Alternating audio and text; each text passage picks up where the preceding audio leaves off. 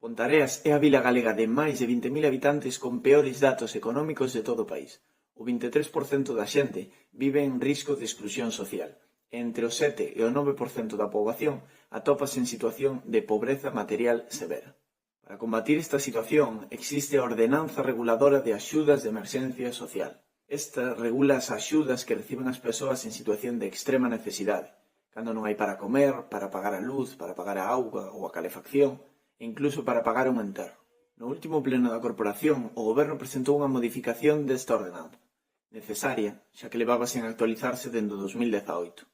E cales son os cambios que trae esta modificación? Pois ben, imos comentalos. Subiron a contía das axudas de 1.350 a 1.500 euros, unha mellora necesaria xa que levaban conxelados en 2016. E tamén se flexibilizan algúns dos requisitos, por exemplo, para as persoas en situación de violencia de xénero.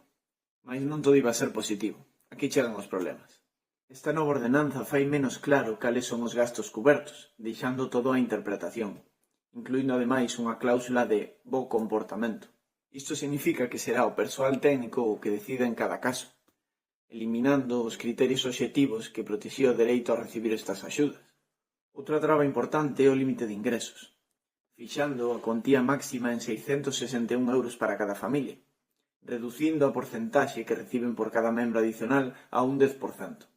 Inclúen tamén algunhas restriccións inaceptables. As persoas que xa reciben o RISGA, o IMV, o RAI ou unha prestación por desemprego non poden optar a estas axudas.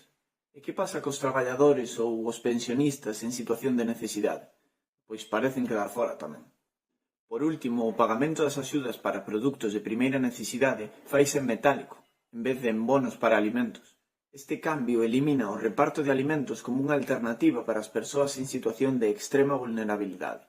Por se isto fose suficiente, tampouco houbo diálogo, como ven sendo algo habitual, coas representantes municipais, nin con asociacións que prestan axudas, nin co Consello Sectorial Social.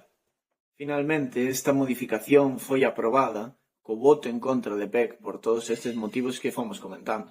Nós temos claro que non podemos deixar atrás a todas esas persoas e familias que o capitalismo condena a unha situación de pobreza continua.